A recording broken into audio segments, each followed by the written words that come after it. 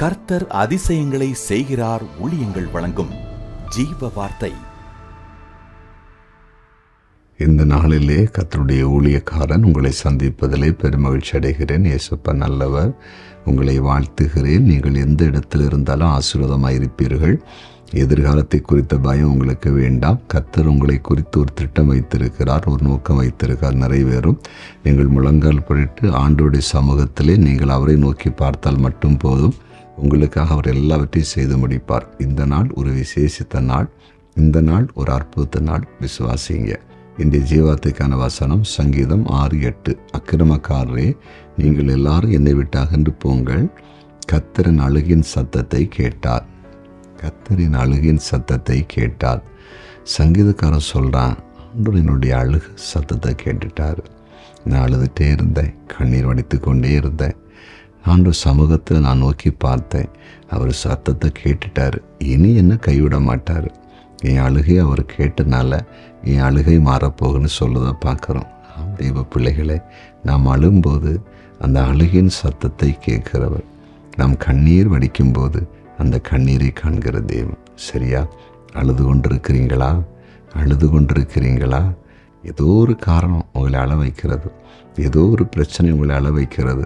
அதை தாங்க முடியாமல் அழுது கொண்டே இருக்கிறீங்க. உங்கள் அழுகை அடக்கவே முடியலைல்ல. இன்றைக்கு இயேசுப்பா உங்களோடு தான் பேசுகிறார். உன் துக்க நாட்களை நான் முடிய பண்ணுவேன். உன் வேதனை நான் மாற்றுவேன். உன் கண்ணீரை நான் துடைப்பேன்னு கர்த்தர் சொல்கிறாரு. பாருங்கள், பைபிளில் வாசிக்கும்போது அழுதுதில் ஆகார் பாருங்கள் எவ்வளவாய் அழுதாள். தன் பிள்ளைக்காக அந்த பிள்ளையும் அழுகிறது, ஆகாரம் அழுகிறாள். என்ன பிரச்சனை அவங்களுக்கு? தண்ணி இல்லை, கைவிடப்பட்ட நிலை. அவள் இருந்த வீட்டை விட்டு துரத்தப்பட்டாள். வனாந்திரத்தில் அலைகிறாள். குடிப்பதற்கு தண்ணீர் இல்லை. பிள்ளை மறிக்கப் போகிறது. அழுகையை பாருங்கள். பிள்ளையும் தண்ணீர் இல்லாமல் அழுகிறது, அம்மாவும் அழுகிறாங்க. இயேசுப்பா கைவிட்டுட்டாரா? அந்த அழுகின் சத்தத்தை கேட்டார். அங்கே ஒரு தண்ணீர் துறவை ஆண்டவர் உருவாக்கி கொடுத்தார்ல. அதே ஆண்டவரத்தை நம்ம ஆராதிக்கிறோம். சரியா? நம்ம அழுதுட்டேன்னு அவருக்கு பொறுக்காது. நீங்கள் பைபிளை வாசித்து பாருங்கள். லாசரு மரித்து போன நேரத்தில் மார்த்தாலும் மரியாளும் கண்ணீர் விட்டு அழுதாங்க. ஏசப்பா அவங்க கண்ணீர் விட்டாருங்க. அவருங்க அழுதாரு. அழுதுட்டு சும்மா இருக்குல்ல. வாங்க கல்லறைக்கு போவோம், கல்லை புரட்டி போடுங்கன்னு சொல்லி லாசரை உயிரோடு எழுப்பினார். பார்த்தீங்களா? அவர் பக்கத்தில் யாராவது அழுதுட்டாங்கன்னா அவரால் பொறுக்கவே முடியாது. சரியா? உங்கள் அழுகை இன்றோடு மாறப்போகிறது.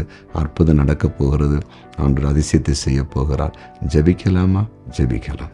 ஆண்டவரே, உம்முடைய பிரசன்னத்துக்காக நன்றி. உம்முடைய கிருபைக்காக ஸ்தோத்திரம். எங்கள் அழுகின் சத்தத்தை கேட்கிற தெய்வமே, யாரெல்லாம் இப்போ அழுது கொண்டிருக்கிறாங்களோ அந்த அழுகை நீர் மாற்றப் போகிறீர். நன்றி. உம்மால் மாற்ற முடியும். உம்மால் அற்புதம் செய்ய முடியும்.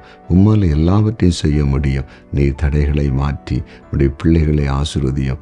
ஆண்டவரே, அழுகை மாறட்டும். இவங்க தூக்கம் சந்தோஷமாய் மாறட்டும். எந்த காரியத்தை அழுது கொண்டிருந்தாலும் அந்த காரியத்தில் ஒரு மிரக்கலை, ஆண்டவர் ஒரு அற்புதத்தை நீங்கள் செய்யும்படியாய் ஜெபிக்கிறேன். அதே போல் ஆண்டவரே, இன்றைக்கு பிறந்தநாளை காண்கிற ஒவ்வொருவரையும் ஆசீர்வதிக்கிறேன். ஒவ்வொரு குடும்பங்களும் பேர் பேராய் ஆசீர்வதிக்கப்படட்டும். ஆண்டவரே, கர்த்தருக்கு ஊழியம் செய்கிற தேவ பிள்ளைகளை நீர் ஆசீர்வதிப்பீராக. ஊழியங்களை ஆசீர்வதிப்பீராக. கமெண்டில் ஜெப குறிப்புகள் அனுப்பியிருக்கிற ஒவ்வொரு ஜெப குறிப்புக்கும் ஏசப்பா நீங்கள் அற்புதம் செய்யும்படியாய் ஜெபிக்கிறேன். சாட்சிகளை எழுப்புங்கப்பா. நீர் அப்படி செய்துவிட்டீர். ஸ்தோத்திரம். இயேசுவின் நாமத்தில் பிதாவே, ஆமென்.